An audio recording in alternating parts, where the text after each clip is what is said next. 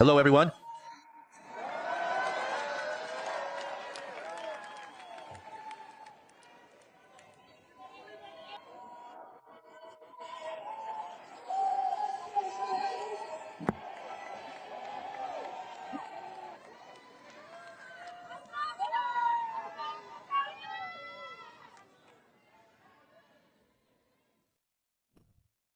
Thank you. Please, thank you for welcoming me with such love. Thank you very much.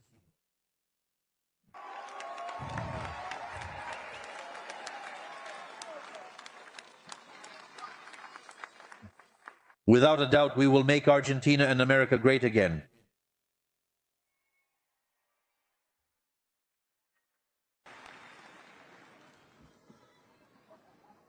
And don't let yourself be intimidated by some local results.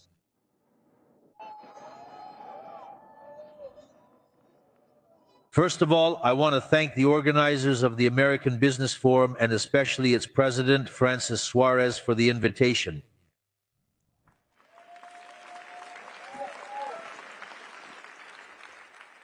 It is an honor for me to be here among such outstanding individuals as President Trump, who is my friend and a friend of the Argentine Republic.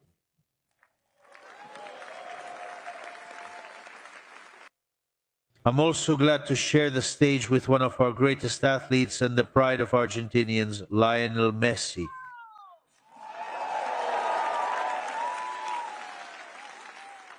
A man who brought Argentine talent to the world stage, a living proof that effort, dedication, and passion can work wonders.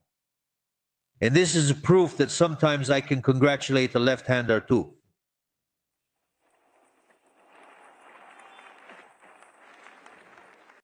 I want to take this opportunity where entrepreneurs, leaders, athletes, and thinkers have gathered to once again address the issue that defines all our work in Argentina. For too long, politicians and intellectuals have told us capitalism is a necessary evil we must accept in our societies. Of course, there are also those who openly support communism and a planned economy, but they are a minority and are on the fringes of our political systems. But the position I want to talk about is much more widespread in the West. I'm talking about criticism of the free market that is used to justify government intervention. This is a more popular position. It has achieved hundreds of legitimate election victories in America and Europe over the past century. And that's exactly why it's even more harmful. To avoid tiring you, I'll present one argument briefly. They admit that capitalism is the only way to ensure economic growth, but they argue that this growth affects society very unevenly. Also, by nature, it tends to stagnate. Therefore, as they say, we need the government to actively intervene in the market. The government, in their opinion, should intervene to ensure equality among citizens and to prevent the emergence of monopolies or market failures. The free market, according to them, is not optimal for ensuring growth and ultimately hinders general well-being, favoring a few at the expense of the overwhelming majority. The argument is that growth with social justice is necessary and the government should play an active role in economic life to ensure this. According to this point of view, all the fruits of growth are worthless if the government does not redistribute them.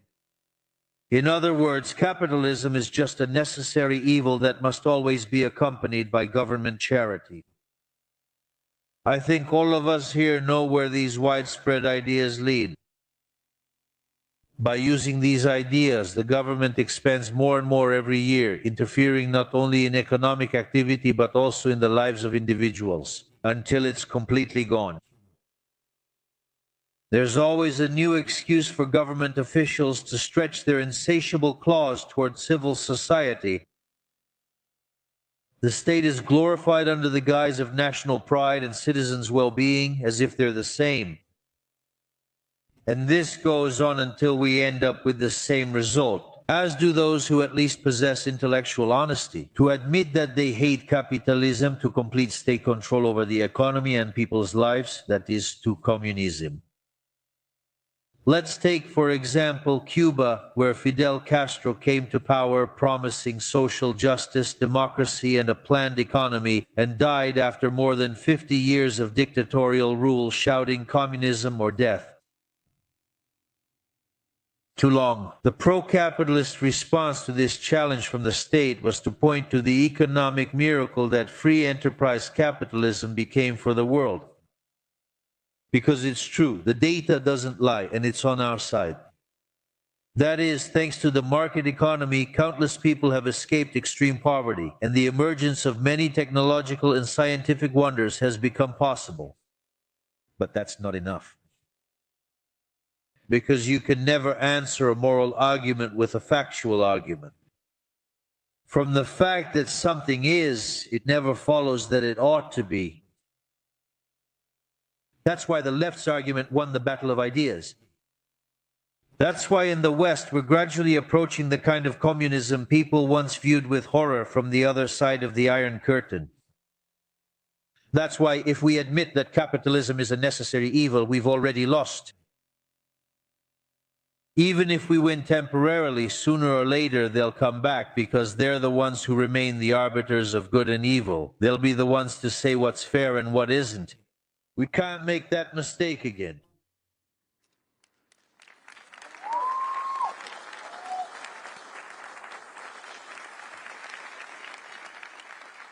That's why today I came to tell you that capitalism is not evil at all, but rather a form in which true justice manifests itself in this world. Because it is the natural consequence of human dignity and freedom, where a person owns the fruit of his labor.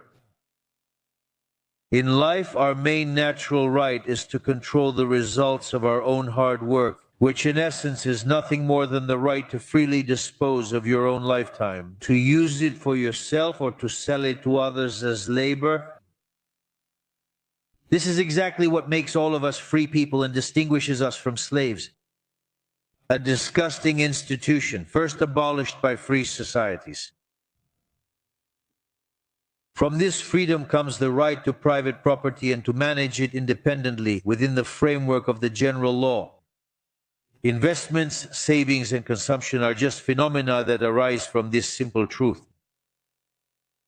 I warn you that rent control is an attack on property rights. It affects the price system, disrupts the functioning of the system, and ultimately destroys everything in its path.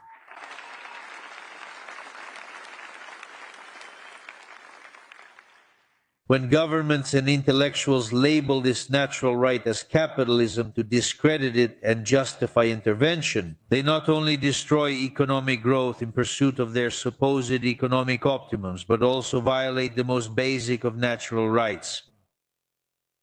When the state cruelly violates individual rights, it only seeks to make people slaves, essentially declaring war on them. Capitalism and private property are not a necessary evil. They are not evil. They are the undeniable foundation of our civilization, and our sacred mission is to restore them as the cornerstones of our societies. That is, we consider capitalism morally right, not because it has lifted more than 90% of the world's population out of poverty, but because it was able to do so precisely because it is the most moral of all existing models.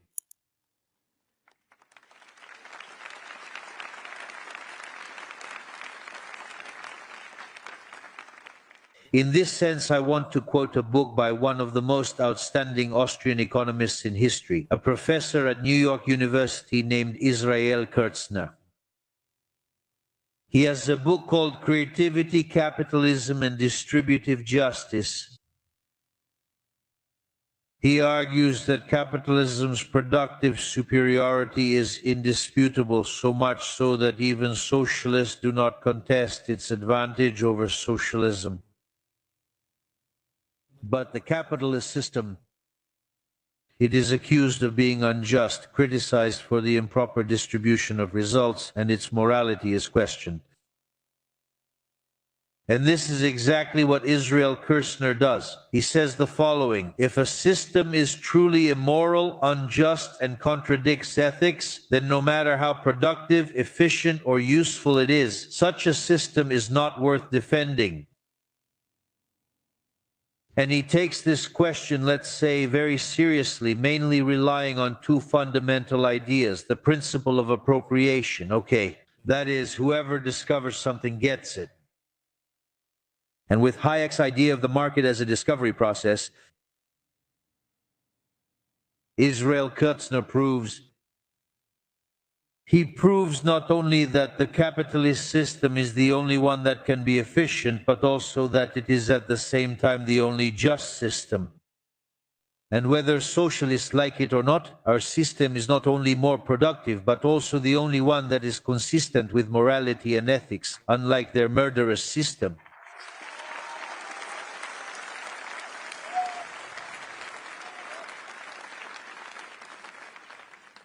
Therefore, without capitalism, we would be doomed to the poverty of planned societies, which are actually nothing more than slave societies with much better marketing. What they call the presence of the state, or in English, the welfare state, is nothing more than a phrase they use to cover up the fact that their path is actually the path to slavery. I want to point something out here as well about a very important work by one of the most famous anarcho-capitalist economists in the world, Professor Jesus Huerta de Soto, in his work called The Theory of Dynamic Efficiency. And in this work, he seeks to determine which path of growth is optimal. And after reasoning about various aspects of economic theory, he makes a very strong statement, because he says, not something that, for example, is unjust cannot be effective. On the altar of Pareto efficiency, which economists use, there should be no room for injustice. And at the same time, he notes that everything that is efficient must inevitably also be just.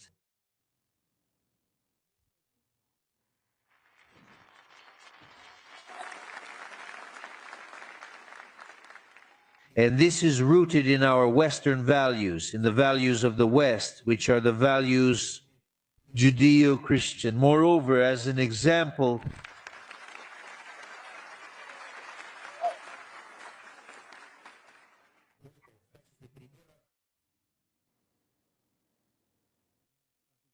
when I have cabinet meetings, God, there is always one rule. Ethical and moral values always stand above what political utilitarianism dictates. There are no compromises when it comes to doing the right thing. And when you do what is just and ethically right, the country will prosper.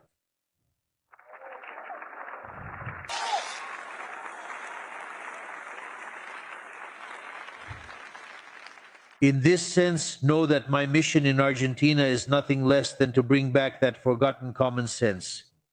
Because of the political class blinded by power, used to taking credit for and appropriating the achievements and efforts of its free citizens. Moving directly to the situation in Argentina, as everyone knows well, my party achieved a historic victory in the parliamentary elections.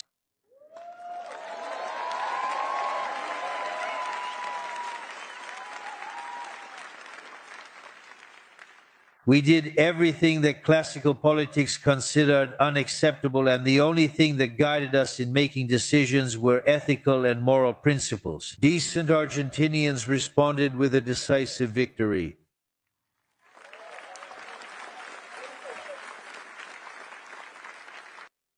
We achieved a convincing victory in the number of votes at the national level. And we even managed to overcome a gap of more than 14% in the province of Buenos Aires, where a third of the country's population lives. These were very difficult months for Argentinians when, due to the economic blow that the opposition tried to deliver from Congress, the country's economy slowed down, causing uncertainty and dissatisfaction among the citizens. So I spent the past few months traveling the country, urging Argentinians not to give up and assuring them their efforts would finally pay off. And that promise was not in vain. This is not a commitment that I take lightly. This is a sacred pact with those who have affirmed this government's path. and have given us the tools to carry out the reforms that the country urgently needs. That's why I want to thank the people of Argentina again for their trust. Without it, none of this would be possible.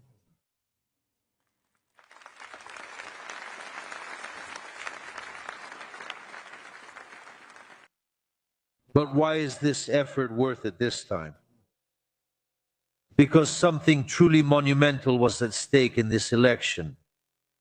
This election was a plebiscite between two models of the country, the model of freedom and capitalism with fiscal discipline as the main weapon, or the model of submission, which we describe as its Goliath. Deficit, money printing, debt, and of course impoverishment. As I have already mentioned, for several months we have been subjected to systematic attacks from Congress. Almost all the country's economists insisted that in the face of legislative attacks and fiscal pressure, our economic program had been exhausted. They used asset price trends and rising country risk to justify this. We, on the other hand, argued that the fiscal and currency program was solid because of the surplus. This is not up for discussion because we stopped issuing money more than a year ago and because the central bank is capitalized for the first time in many years. Once the political noise faded, what happened? The Argentine market showed its biggest one-day growth in history, the biggest weekly growth in history, and it keeps growing. Besides the fact that the country risk dropped by more than 400 points,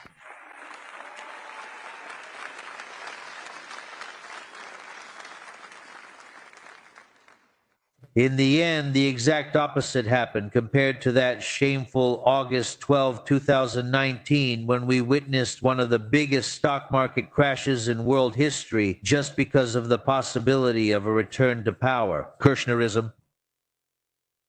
By the way, this is nothing more than one of the branches of 21st century socialism, which at some point also made its way to the East Coast. Here,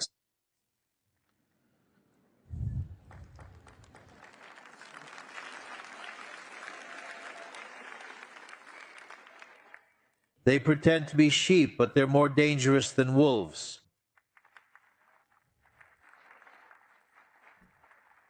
If anything became clear after this, it's the reality of what we briefly call the Cook risk, meaning the risk of Kirchnerism, meaning the risk of socialism.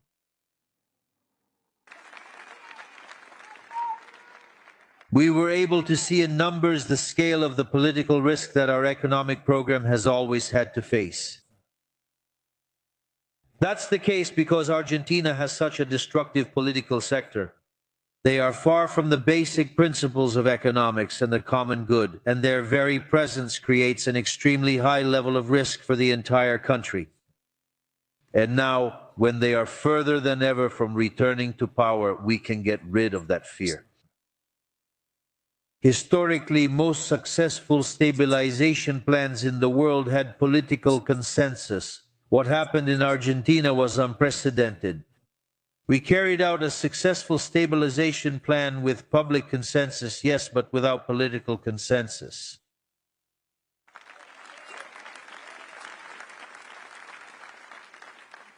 But the destabilizing attacks were extremely destructive for society.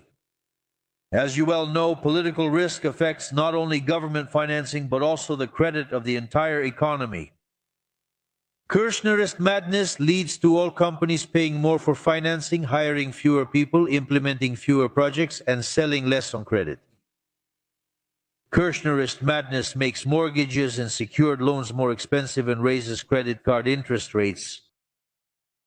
Such a situation. Many wanted us to solve the problem of structural risk with monetary policy. They wanted us to inject pesos. To solve the problem of trust and the decline in demand for money, speaking in economic terms, they wanted to solve the drop in demand by increasing the supply. In simple terms, they were asking us to put out a fire by pouring gasoline on it. But understanding that this would only make the problem worse, we maintained the previous monetary policy.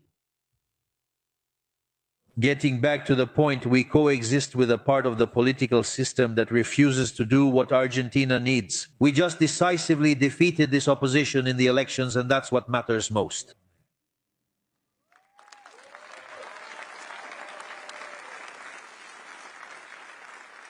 Argentina has finally said no to this madness which has cost us so much over time.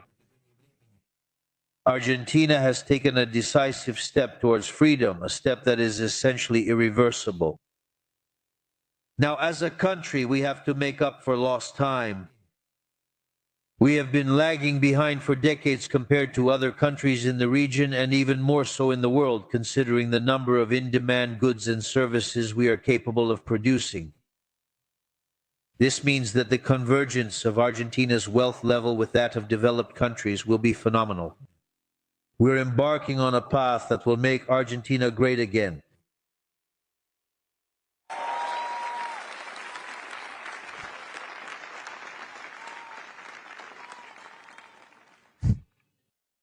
Long live.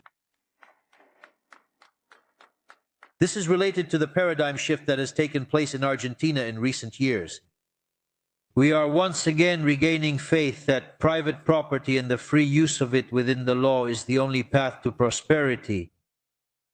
And we need to solidify these changes so that with each passing day, fewer people suffer from poverty and more people can pursue their dreams. Whether it's the desire to have a home to raise a family in, the car you've always dreamed of, or the opportunity to start your own business. Because change is about returning freedom and responsibility to all our citizens. This is the land of freedom we dream of. This is the country we are devoted to, and with each passing day we are getting closer to it. A country that will become a beacon for the West, lulled by the sweetness of an all-pervasive state. Because of false arguments, those who see capitalism as a necessary evil and those who advocate for the all-pervasive. A state that brings only the illusion of prosperity today at the cost of destroying tomorrow's well-being, as was demonstrated in Argentina. And I want to repeat this once again to make it absolutely clear. A state that is present everywhere brings only the illusion of today's prosperity at the cost of destroying tomorrow's, as the example of Argentina has shown.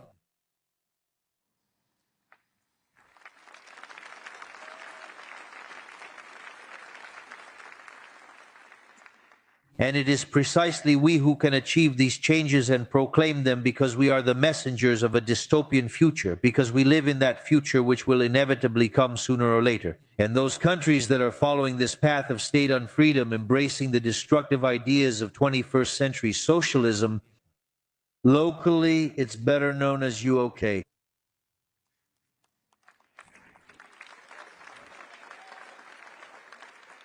We can already see how decades of statism have turned Argentina, a country destined for greatness, into ruins. And today we have the duty and the challenge to restore it. Today we have the duty and the challenge to lay the foundations for a better future. Most importantly, 2/3 of Argentinians want this new path. As I said on Sunday, October 27th, when I received the results, 2 out of 3 Argentinians, they don't want to return to the past or 21st century socialism, knowing now it's a lie.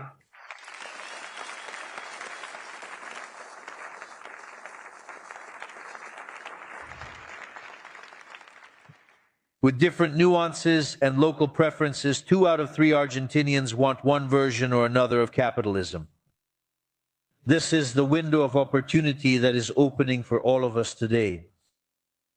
We have the desire to unite all the pro-capitalist participants in the country who represent at least 2/3 of our society. It's time to build a broad capitalist consensus in Argentina. And this is a great growth coalition that meets with a nation where much still needs to be done. A nation weakened by years of reckless dirigism favoring consumption over investment. So much so that today, 70% of imports in Argentina are investment goods and production materials. The private sector knows what to do, sees the opportunities, and understands now is the time to act. As a result of the capitalization that we are just beginning to see and which will grow over the years, Argentina will develop resources and industries that are still underdeveloped today. Let me give you a few examples. We have almost the same number of cattle as we did 30 years ago. This is insane for a country known for the quality of its meat. In this regard, I want to thank President Donald Trump and his entire administration for reaching an agreement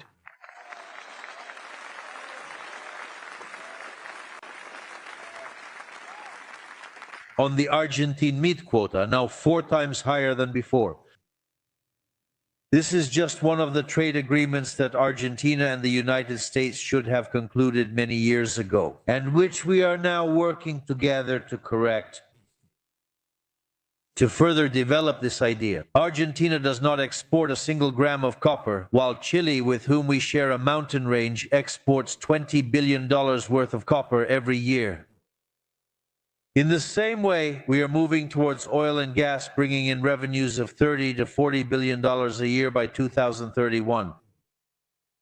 We have a wine industry that today makes up less than 3% of our exports, but it has enormous potential for growth and investment. And the same can be said about almost any sector, whether it's infrastructure, tourism, dairy products, grain, or the knowledge industry. We have such geographical diversity that almost anyone on the planet who decides to invest in Argentina can effectively use their knowledge to export their talents to the rest of the world. Now, thanks to the normalization of our macroeconomy and the proper functioning of the major investment regime, we have the economic and political conditions for this. And for the first time, we also have the right incentives for this. It's no coincidence that over the past year, projects worth more than $100 billion have already been announced, of which more than $50 billion are already at various stages of approval. That's why we must continue moving along this path in this direction. Keep in mind that starting in December, we will have the most reformist Congress in the history of Argentina.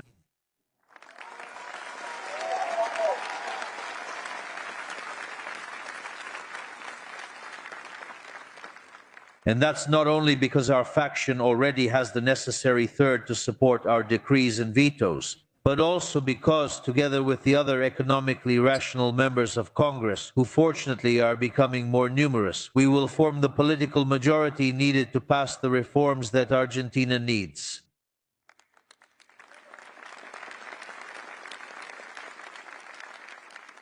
In this sense, we are talking about modernizing labor legislation to update the conditions under which jobs are created in Argentina, bringing them in line with international standards in order to increase the number of workers entering the formal system.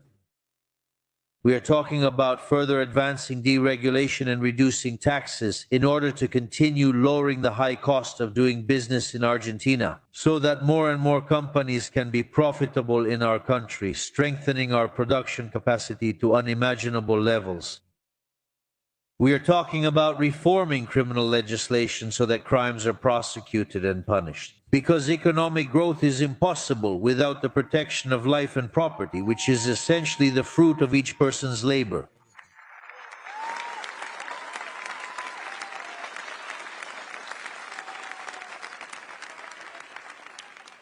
In Argentina, whoever commits a crime is held responsible.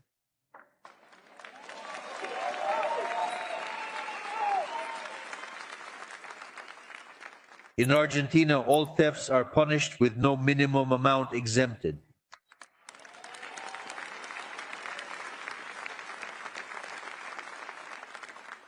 Not going far for an example, many will remember the story of Sodom. That's right, Sodom was a city where stealing was allowed. It was permitted, and this is how it all ended. The city was destroyed. In this sense, we are talking about reforming criminal legislation so that crimes are prosecuted and punished, because economic growth is impossible without protecting the right to life and private property, as I just mentioned. These reforms will allow us to carve this path in stone, and they will allow all Argentinians to grow, with the confidence that effort and hard work are worth it, that the quality of life improves every year, that their children will live in ways they could never have imagined. Because after all, the Argentina of the future, with all its opportunities fully realized, is unimaginable for any of us. And in this sense, I want to invite you to become part of the future we are building. I want to invite you to invest in this country and demonstrate the strength and moral superiority of capitalism. Become part of the redemption that the Argentine people need and which will serve as an example for the rest of the world. For all this, I want to thank you for listening to me. Thank you for watching. May God bless America. May the forces of heaven be with us. Viva la libertad, damn it! Viva la libertad, damn it! Make America great again.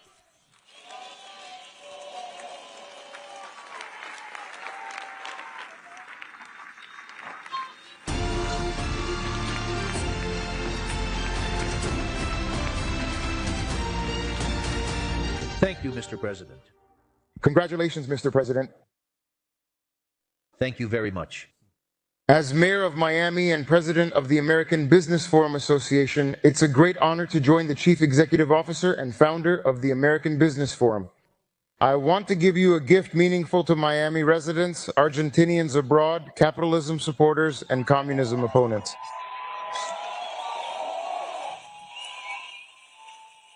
Being free and supporting free trade is part of the DNA of our city. That's why we are very grateful for your presence, and with this, we give you our heart and the key to our great city. Everything is for you, Mr. President. Thank you for coming and honoring us with your presence. Thank you, Mr. President.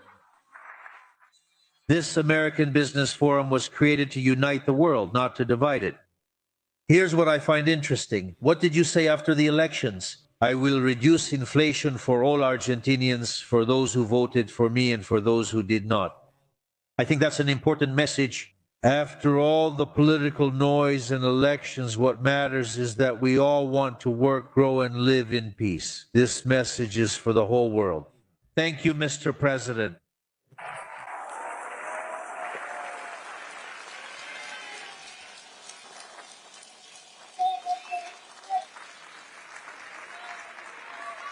There are some Argentinians here. I think I can't hear you. No, I can't hear you. I can't hear you.